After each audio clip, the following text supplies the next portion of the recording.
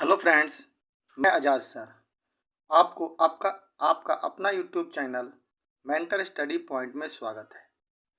जैसे कि दोस्तों जानते हैं कि मैं आप लोगों को आपके अपने YouTube channel mentor study point के माध्यम से 12वीं क्लास की ऑनलाइन और ऑफलाइन दोनों क्लासेज देता हूं। जैसा कि दोस्तों आपको पता होगा कि आपका एग्ज़ाम डेट का अनाउंसमेंट बहुत पहले ही 31 दिसंबर को कर दिया गया था और अब जो है आपका आंसर शीट, जो आपका एग्जामिनेशन का जो डेट शीट है वो भी आ चुका है, जो 4 मई से आपका पेपर होगा और 10 जुलाई तक होगा।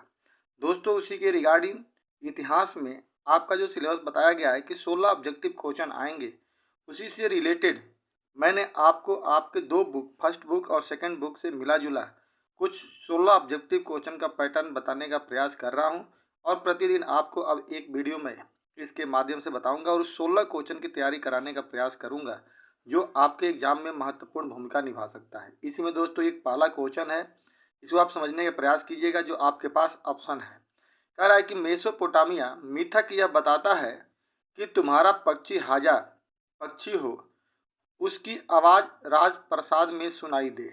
इतिहासकारों के अनुसार उक्त कथन संबंधित है। दोस्तों ये बताना है कि ये जो कथन है कि हम तुम्हारा पक्षी हाजा पक्षी हो, उसका आवाज राजप्रसाद में सुनाई दे, ये कौन से सभ्यता से है। जैसे आपके पास है सिंधु,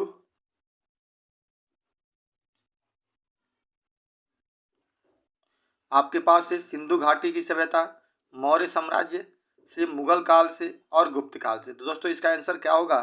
तो इसका आंसर दोस्तों होगा सिंधु घाटी सभ्यता। क्या हो जाएगा?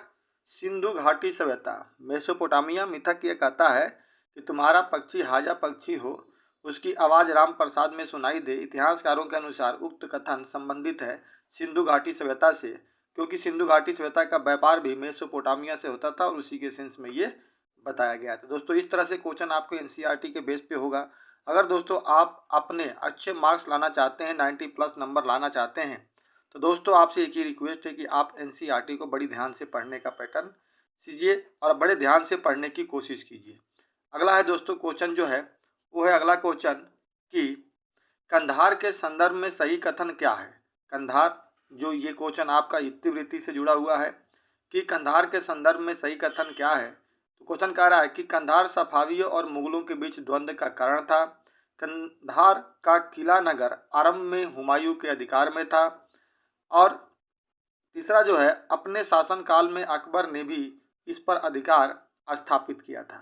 तो दोस्तों इसका आंसर तीनों में कह रहा है कि केवल एक सही है, केवल दो सही है, 2 और 3 सही है, और डी कह रहा है कि 1, 2 और 3 सही है। तो दोस्तों इसका आंसर क्या हो जाएगा? तो देखिए, कंधार सफावी और मुगलों के बीच द्वंद्व का कारण था, ये तो बिल्कुल सही है। और अपने शासनकाल में अकबर ने भी इस पर अधिकार स्थापित किया था, ये भी बात बिल्कुल सही है। तो इसका मतलब 1 और 3 तो सही है, तो ऐसा कोई ऑप्शन है नहीं कि 1 और 3 का आंसर हो। तो ऐसी स्थिति में दोस्तों इसका मतलब कि तीनों सही है, तो आपका आंसर क्या हो जाएगा? डी हो जाएगा। ये मैंने ट्रिक बताया आपको कि कैसे आप क्वेश्चन को बेहतर तरीके से पकड़ सकते हैं। अगला क्वेश्चन दोस्तों है 16 क्वेश्चन मैं आप लोगों के सामने डिस्कस करूंगा। अगला क्वेश्चन जो है ये कह रहा है कि हड़प्पा सभ्यता के कौन से नगर से गृह स्थापत्य में एकांतता को दिए जाने वाला महत्व का पता चलता है। एकांत स्थापत्य की बात करता है तो ऑप्शन ए है कालीबंगा, लोथल, मोहनजोदड़ो और चनहुदड़ो। तो दोस्तों इसका आंसर हो जाएगा सी, मोहनजोदड़ो में ये बातें कही गई है। ठीक है, क्या आंसर हो जाएगा? इसका आंसर हो जाएगा सी, मोहनजोदड़ो। ठीक है दोस्तों, चलिए आगे आपको बात करना है। अगला क्वेश्चन जो है बहुत अच्छा क्वेश्चन, ये सब प्रीवियस में क्वेश्चन पूछे गए हैं आपके बोर्ड के एग्जाम में, पहले पूछा हुआ क्वेश्चन है ये। मैं इसमें सिर्फ आपको ये बताने का प्रयास कर रहा हूँ वीडियो में दोस्तों, बाकी मैं ऑनलाइन जो क्लास दूंगा तो जो डिटेल बताऊंगा कि आपको कैसे कैसे पैटर्न से क्वेश्चन आएंगे। 4वीं शताब्दी ईसा पूर्व में मगध की राजधानी को कहाँ से स्थानांतरित किया गया था, कहाँ पर? क्वेश्चन क्या कर रहा है? कहाँ से स्थानांतरित किया, यानी पहले कहाँ था और वहाँ से स्थानांतरित किया गया था। ठीक है दोस्तों, तो इसका आंसर है, इसका ऑप्शन है राजगीर, पाटलिपुत्र, मगध और कन्नौज। तो दोस्तों इसका आंसर क्या हो जाएगा? कह रहा है कि कहाँ से हस्तांतरित किया गया था, तो राजगीर से हस्तांतरित कहाँ किया गया था? पाटलिपुत्र के लिए किया गया था। दोस्तों इसका आंसर क्या हो जाएगा? राजगीर हो जाएगा। ठीक है, थोड़ा सा क्वेश्चन डिफिकल्ट था लेकिन ये क्वेश्चन पूछा हुआ क्वेश्चन था आपका।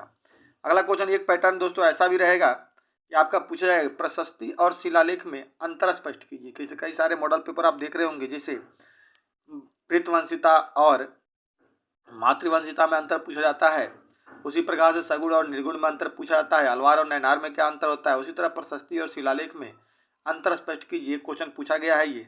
तो दोस्तों इसका आंसर होगा कि शिला प्रशस्ति जो होता है वो कभी भी किसी राजा के तारीफ में लिखी जाती है, और शिलालेख जो होता है वो पत्थरों पे लिखे जाते हैं, जैसे अशोक ने अपने शिलालेख की बात की थी। तो दोनों में अंतर हो गया। चलिए, तो अगला क्वेश्चन है दोस्तों, अगला क्वेश्चन है कि अलवारों के उस मुख्य संकलन का नाम लिखिए जिसका वर्णन तमिल वेद के रूप में किया जाता है। दोस्तों जब भक्ति आंदोलन की शुरुआत हुई थी तो ऊपर के 4 वेदों की तरह ही 5वां वेद भी तमिल भाषा में लिखा गया था, जिसका नाम था नल ईरा दिव्य प्रबंधन।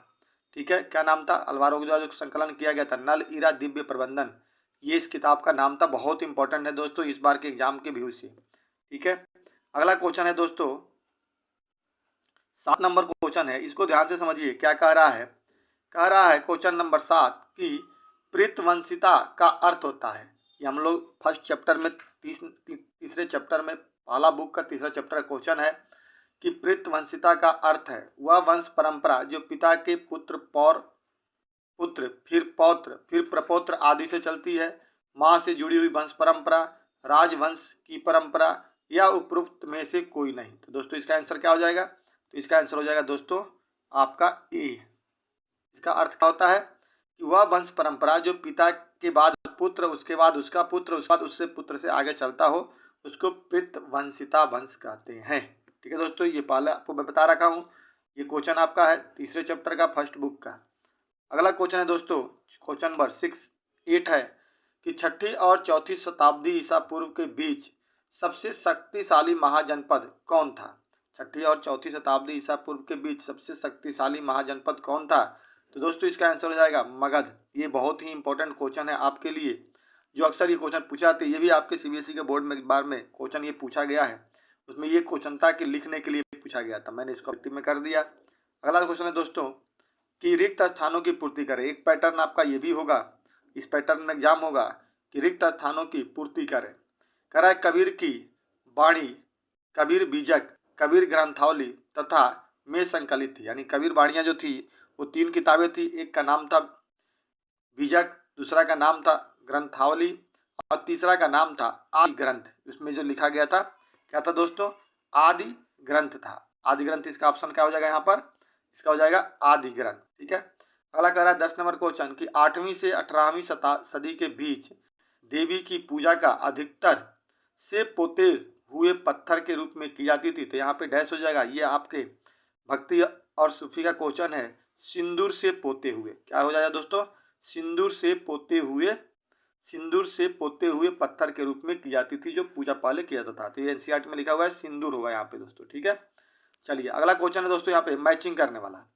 आप इसे मैचिंग करने के लिए कर सकते हैं कि मैचिंग क्वेश्चन क्या, जैसे वैदिक देवता, चिंतन परंपरा, स्तूप और जैन धर्म। तो देखिए जैन धर्म का जो संबंध था वो किससे था?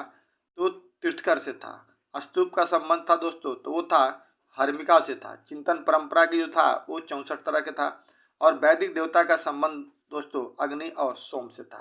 तो इस प्रकार से आप ये इसको मैच कर सकते हैं। इस टाइप के एक क्वेश्चन आपके भी एग्जाम हॉल में रहेंगे। ठीक है दोस्तों, तो इस तरह से देखिएगा, ऐसे पैटर्न पे मैं आपको एग्जाम लेता रहूँगा, टेस्ट लेता रहूँगा। अगला दोस्तों है क्वेश्चन कि सूफी मठ का संबंध किससे है? हिंदू धर्म से, सिख धर्म से, इस्लाम धर्म से और ईसाई धर्म से। तो दोस्तों इसका क्वेश्चन का आंसर हो जाएगा इस्लाम धर्म से है। किससे है? इस्लाम धर्म से। सूफी मठ का संबंध किससे है? इस्लाम धर्म से है। अगला है क्वेश्चन दोस्तों कि विजयनगर के शासकों ने कृषि को प्रोत्साहित किया था। ध्यान से समझिएगा क्वेश्चन क्या कह रहा है कि विजयनगर के शासकों ने कृषि को प्रोत्साहित किया था बांध, हौज और नहरों के विकास के द्वारा, कृषि क्षेत्रों पर कर हटाकर, कृषि उपज के विक्रय हेतु बाजार के प्रबंधन द्वारा, या सेना के लिए खाद्य सामग्री खरीदकर। तो दोस्तों इसका आंसर हो जाएगा ए, बांध, हौज और नहरों के विकास के द्वारा। ठीक है, बांध, हौज और नहरों के विकास के द्वारा इसका आंसर हो जाएगा। अब दोस्तों अगला क्वेश्चन कह रहा है, एक क्वेश्चन आपका इस टाइप से भी मिलेगा, सही और गलत करने वाला क्वेश्चन होगा, कौन सही और कौन गलत है। पैटर्न अलग अलग होंगे 16 में से, वो एक पैटर्न है कि जलालुद्दीन अकबर को सबसे महान मुगल सम्राट माना जाता है। क्या सही है गलत है? तो दोस्तों इसका आंसर हो जाएगा कि ये बिल्कुल ही सही है। क्या है? ये बिल्कुल सही है। ठीक है, करा जलालुद्दीन अकबर को सबसे महान सम्राट माना जाता है, तो ये क्या हो जाएगा? बिल्कुल सही हो जाएगा। दूसरा क्वेश्चन है कि आपका गलत और सही इसमें चूज करना था कि विजयनगर मसाला, वस्त्र तथा रत्नों के बाजार के लिए प्रसिद्ध नहीं था। नहीं, इसमें नहीं वाला क्वेश्चन नहीं रहेगा। इसमें क्या था? ये काट दीजिए, तो ये क्या हो जाएगा? गलत हो गया। ये क्या था? अब ये कथन क्या है? गलत है। विजयनगर मसाला, वस्त्र तथा रत्न के बाजार के लिए प्रसिद्ध था, नहीं था, नहीं होगा, प्रसिद्ध था। तो इस क्वेश्चन ये किसका सही और एक गलत, ऐसे क्वेश्चन भी कुछ रहेंगे। कुछ शुद्धिकरण के लिए भी क्वेश्चन आएंगे जो अगले टेस्ट में आपको मैं करूंगा। अब दोस्तों क्वेश्चन जो है, लास्ट क्वेश्चन है, 16 नंबर क्वेश्चन जो है, ये कह रहा है कि हजारा राम मंदिर विजयनगर के राजकीय केंद्र में स्थित था। कथन है, कारण कह रहा है कि उसने मुगल साम्राज्य के विस्तार के साथ साथ उसे सुदृढ़ और समृद्ध भी बनाया। क्या कारण जो है वो कथन की व्याख्या कर रहा है, या कथन सही है कारण सही है? तो देखिए, केवल कथन सही है, केवल कारण सही है। कथन और कारण दोनों सत्य है और कारण कथन का स्पष्टीकरण करता है। अगला क्वेश्चन है कि कथन और कारण दोनों सत्य है और कारण कथन का स्पष्टीकरण नहीं करता है। तो दोस्तों ऐसे क्वेश्चन जब भी मिले तो एक तो पहले आप इसे ध्यान से समझिए कि क्या कथन सही है और कारण सही है। अगर दोनों होते हैं, अगर कोई एक गलत है तब तो ए और बी में से सही क्वेश्चन हो जाएगा आपका। अगर दोनों सही है तो आपको सी और डी में चूज करना पड़ेगा, क्या स्पष्टीकरण कर रहा है कि नहीं। तो हमेशा दोस्तों क्या होता है कि कारण कथन का स्पष्टीकरण करता है। कभी भी पहले कारण पढ़िए और फिर उसके बाद कथन पढ़िए। अभी देखिए इसमें मुगल साम्राज्य की बात कर रहा है और उसमें क्या कर रहा है? ऊपर में विजयनगर का। इसका मतलब क्या हो गया कि ये नीचे वाला जो है वो गलत है, ऊपर वाला केवल कथन सही है। मुगल साम्राज्य के विस्तार के साथ साथ उसे सुदृढ़ और समृद्ध बनाया, ये क्वेश्चन गलत हो जाएगा। तो दोस्तों ये इसका गलत हो जाएगा, गलत, और पहला जो है सही है। तो इस प्रकार से आंसर क्या हो जाएगा? इसका आंसर हो जाएगा आपका ए। ठीक है, कि केवल कथन सही है। दोस्तों आज हम इस वीडियो को यहीं पर रोकते हैं। इसी प्रकार से प्रतिदिन मैं आप लोगों को 16 क्वेश्चन का ऑब्जेक्टिव प्रैक्टिस कराऊंगा, ताकि ये धीरे धीरे आपके लिए बहुत बड़ा स्रोत बनेगा जो सबसे महत्वपूर्ण भूमिका एग्जाम हॉल में निभा सकता है। दोस्तों अगले वीडियो में फिर हम लोग मिलते हैं। इसी के साथ ही जय हिंद, जय भारत।